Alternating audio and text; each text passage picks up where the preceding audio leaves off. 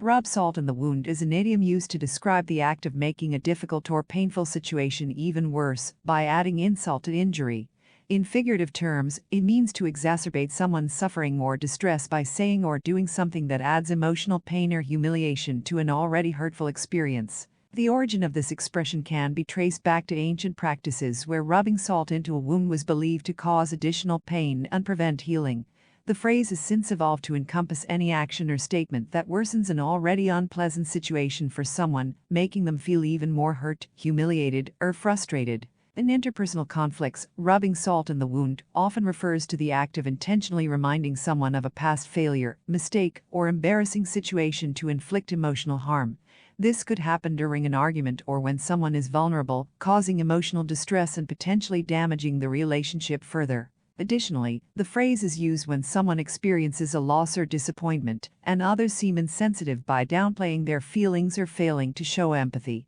For example, if someone loses a job and a friend comments, "Well, you didn't like that job anyway," it could be perceived as rubbing salt in the wound by dismissing the person's feelings of loss and frustration. In some situations, rubbing salt in the wound may not be intentional, but can still have a similar effect.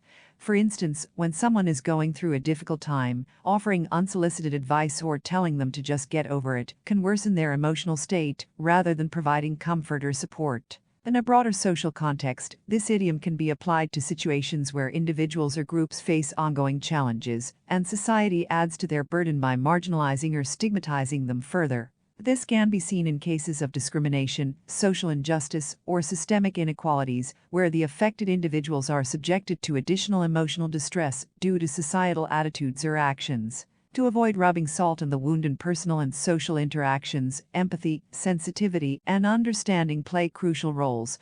Instead of dismissing or minimizing someone's feelings, active listening and offering genuine support can be more helpful.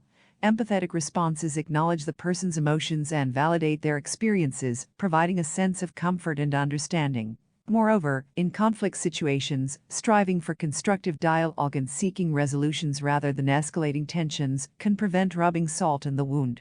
Addressing the issues with respect and finding common ground can lead to healthier and more constructive outcomes. In conclusion, rub salt in the wound is an idiom that describes the act of making a difficult situation worse by adding insult to injury.